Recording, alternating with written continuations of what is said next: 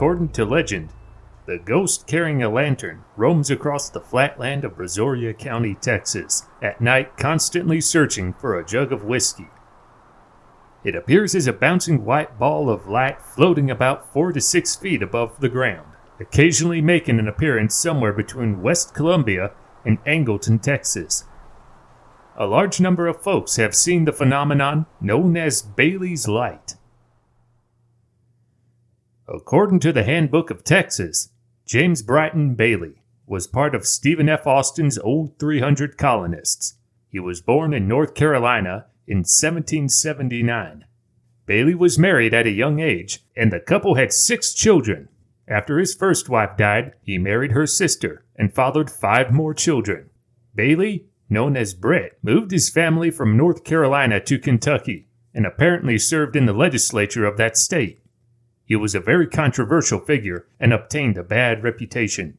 The story goes that he was prosecuted for forgery before he left the state. After leaving Kentucky, Bailey turned up in Tennessee. He lived there for a number of years and later fought in the War of 1812. When the war was over, Bailey moved his family and 6 adult slaves to Texas. He settled on the land that would later become part of Brazoria County. That specific area is known as Bailey's Prairie.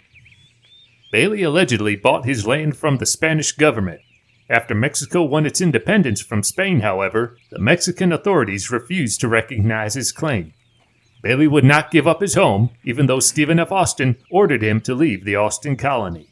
Although Bailey and Austin apparently disliked one another, Austin finally recognized Bailey's squatter's claim to the land.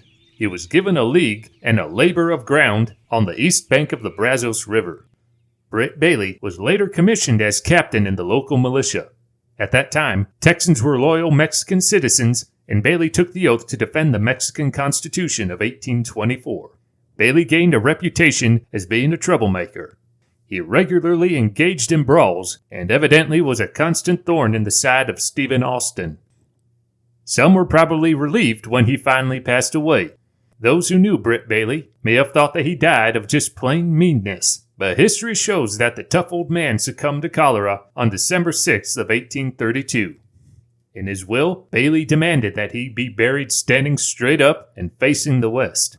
According to legend, he also wanted his rifle at his side and a jug of whiskey at his feet. I'm sure that the story has been embellished greatly over the years. The way I heard it, the slaves who were digging the grave stole Bailey's jug of whiskey. Nobody knows what causes the light to appear over Bailey's Prairie, but it does exist. The vision of Bailey's Light has been prevalent in Brazoria County for years, and the folks there are probably convinced the old Brit is never going to find that jug of whiskey. Another story tells us that his home, sold a few years after his death to a friend of his, was haunted by his ghost. The woman in the family had seen Brit's ghost in the bedroom. She refused to sleep in the room again. Her husband didn't believe her story, and she told him, "Fine, you sleep in the room by yourself." He did, and around midnight was screaming the house down, claiming Britt Bailey's ghost was in the room.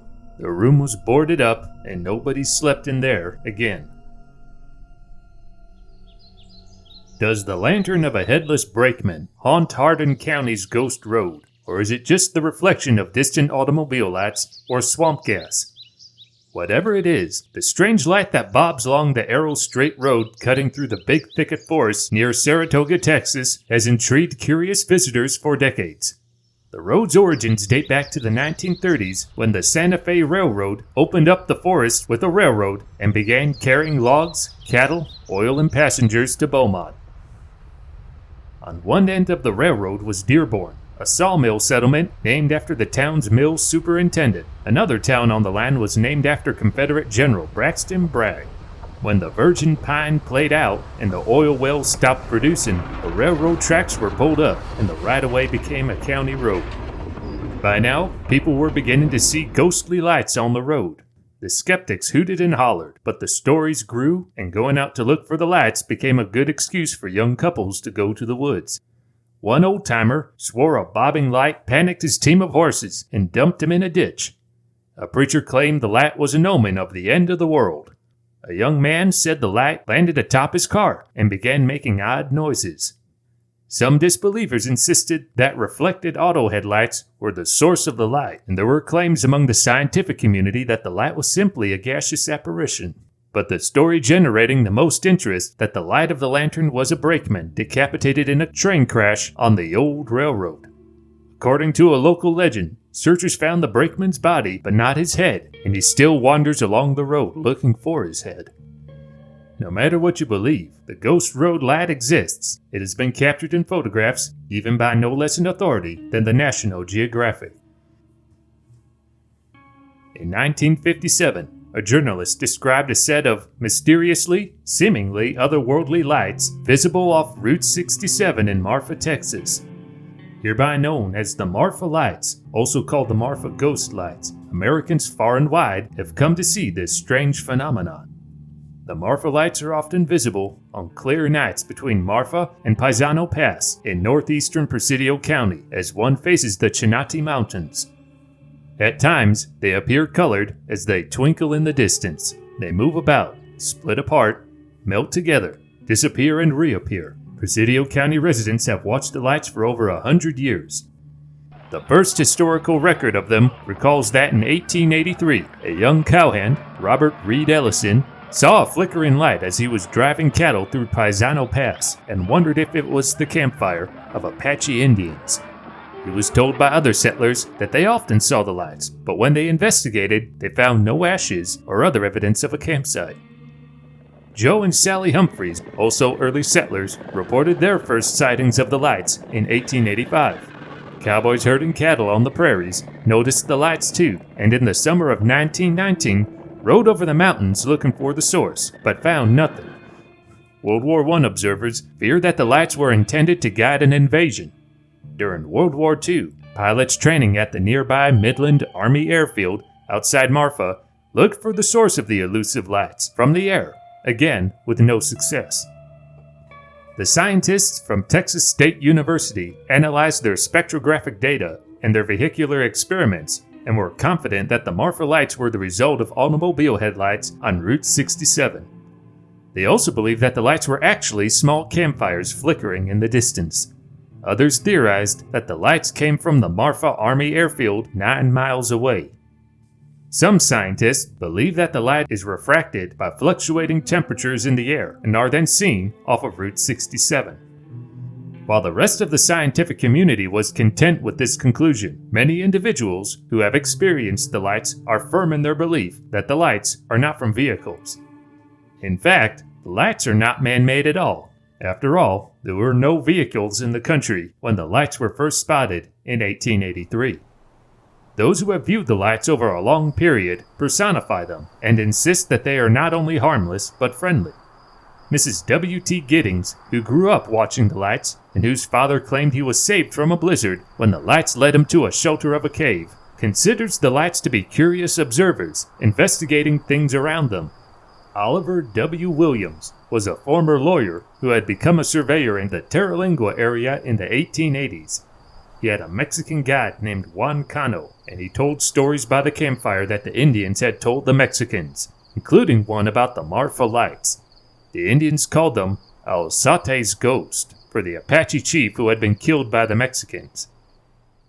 Over the years, many explanations for the lights have been offered, ranging from an electrostatic discharge, swamp gas, or moonlight shining on the veins of mica, to the ghosts of conquistadors looking for gold.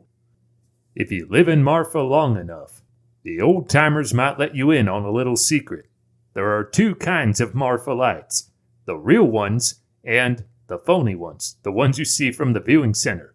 It's good for tourists, said rancher Kerr Mitchell about the setup, but you're telling them something that is completely and totally incorrect, and that ain't right. Kerr, who lives on the southern end of the Mitchell Flat, which was named for his family, has seen the real Marfa lights only twice, and that was enough for him. The first night I was outside and saw this light, and it was just indescribable. This massive, enormous white light. I thought I was dreaming. The second time, there were 5 or 6 in a series, headed south at a pretty good clip, not very high up. They gradually disappeared. You see some strange things out there, but what I saw made me a believer. The most plausible explanation is that the lights are an unusual phenomenon similar to a mirage, caused by an atmospheric condition produced by the interaction of cold and warm layers of air that bend light so that it is seen from a distance but not up close. According to scientists and the locals, the lights appear no matter the time of year.